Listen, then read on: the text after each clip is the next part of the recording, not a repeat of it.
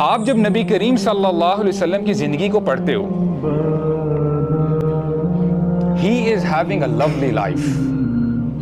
پہلے وہ شیپرڈ تھے, لیکن آہستہ آہستہ جب وہ بزنس میں آئے, he was a good businessman, he was making money, سب کچھ ٹھیک چل رہا تھا. اور پھر ان کو آفر آئی خدیجہ رضی اللہ عنہا کی طرف سے شادی کی, اور پھر جب ان کی شادی ہو گئی, everything was so good, اچھے گھر میں رہتے تھے, فائنینس کا کوئی مسئلہ نہیں تھا, سب کچھ نارمل چل رہا تھا.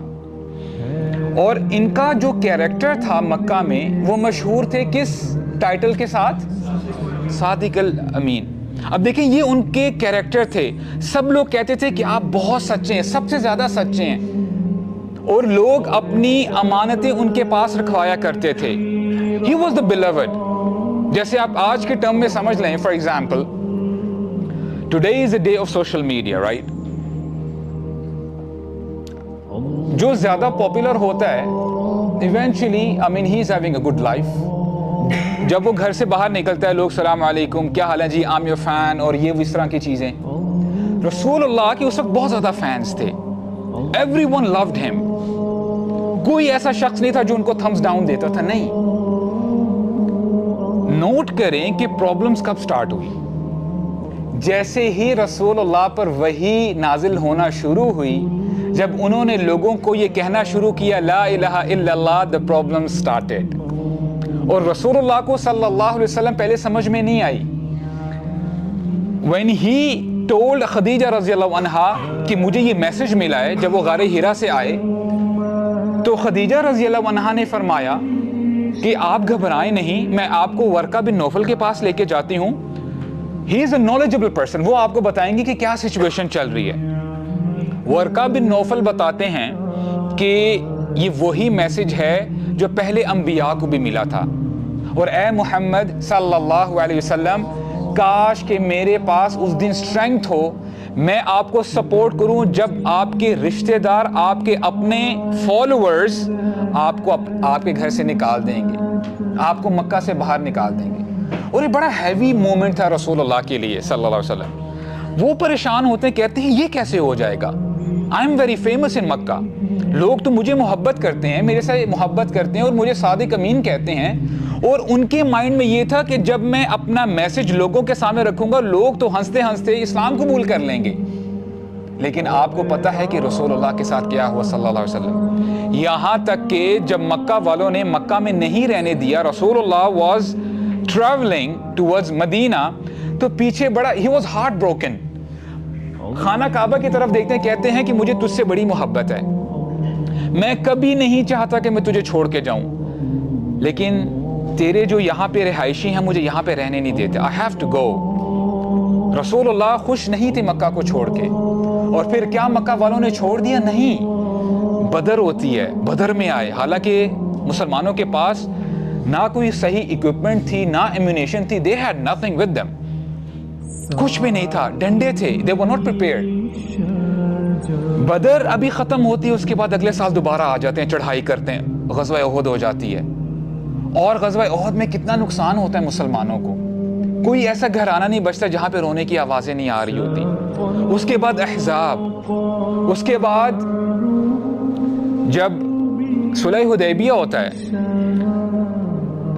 جب عمرہ کے لیے مسلمان جاتے ہیں, بہت سارے صحابہ ایسے تھے جو کہ غصے میں تھے, کیونکہ ان کو پتا تھا کہ ہم حق پہ ہیں, ہم کیوں ان کی ٹرمز اینڈ کنڈیشنز کو فالو کر رہے ہیں, کیونکہ مکہ والوں نے کہا تھا کہ آپ عمرہ نہیں کر سکتے, you have to go back, اپنا احرام اتار دیں. اور کنڈیشن ایک یہ بھی تھی کہ اگر ہمارا کوئی بندہ مکہ کو چھوڑ کر مدینہ آتا ہے, آپ نے اس بندے کو ہمارے حوالے کرنا ہوگا. اور اس کے ساتھ ساتھ اگر مدینہ سے کوئی بندہ مکہ میں پکڑا جاتا ہے, ہم اس کو واپس نہیں کریں گے. Is it a fair deal? Of course no. اب عمر بن خطاب جیسا شخص رضی اللہ عنہ جب وہ سن رہے ہوں تو ان پر کیا گزرے گی. وہ کہتے ہیں یا رسول اللہ, کیا ہم حق پہ نہیں ہیں صلی اللہ علیہ وسلم؟ بالکل حق پہ ہو, تو پھر ہم کیوں ان کے ٹرمز اینڈ کنڈیشن کو فالو کرتے ہیں, ہم کیوں نہیں ان سے جہاد کرتے کرتے ہم لوگ شہید ہو جاتے ہیں. اور اس سے بڑی سعادت کیا ہو سکتی ہے. اور صحابہ کرام یہ سمجھے کہ ہم نے کمپرومائز کر دیا. اور ایک بڑا ہی ایموشنل واقعہ ہے.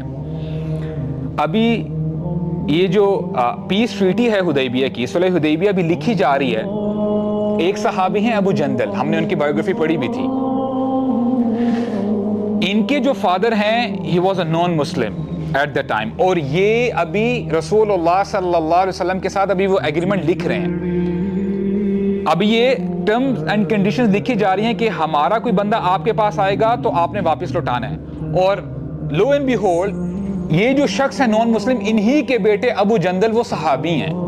ہی از اے ینگ مین، اور ان کو اتنا ٹارچر کیا جا رہا تھا، ان کو زنجیریں باندھی ہوئی تھی کہ ان کی باڈی سے کوئی ایسی جگہ نہیں تھی جہاں سے خون نظر نہ آ رہا ہو. اور وہ بڑی مشکل سے جیل سے بھاگ کر ابھی وہ مدینہ آلموسٹ پہنچ چکے ہیں. ابھی ٹریٹی چل رہی ہے، مسلمان سارے دیکھ رہے ہیں، رسول اللہ صلی اللہ علیہ وسلم بھی دیکھ رہے ہیں، اور وہ شخص بھی دیکھ رہا ہے کہ میرا بیٹا آ رہا ہے.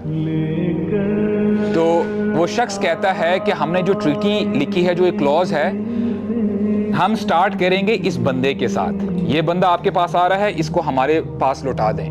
آپ امیجن کریں وہ جندل کے اوپر کیا گزر رہی ہوگی. اور وہ گڑ گڑا رہے تھے، چیخیں مارے تھے، یا رسول اللہ مجھے کن کے ہاتھوں میں دے رہے ہیں، یہ مجھے قتل کر دیں گے، شہید کر دیں گے.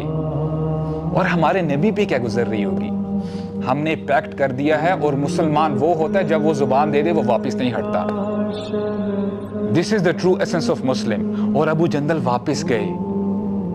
ابھی صلح حدیبیہ ہوتی ہے، اس کے بعد فتح مکہ، اور اس کے بعد آپ کو پتا ہے کہ wars upon wars, Beatles upon Beatles, غزوہ تبوک، اور پھر پرشین امپائر اور رومن امپائر. اگر میں آپ سے پوچھوں کہ رسول اللہ صلی اللہ علیہ وسلم کو سکون کب جا کے ملتا ہے؟ when he breathed his last.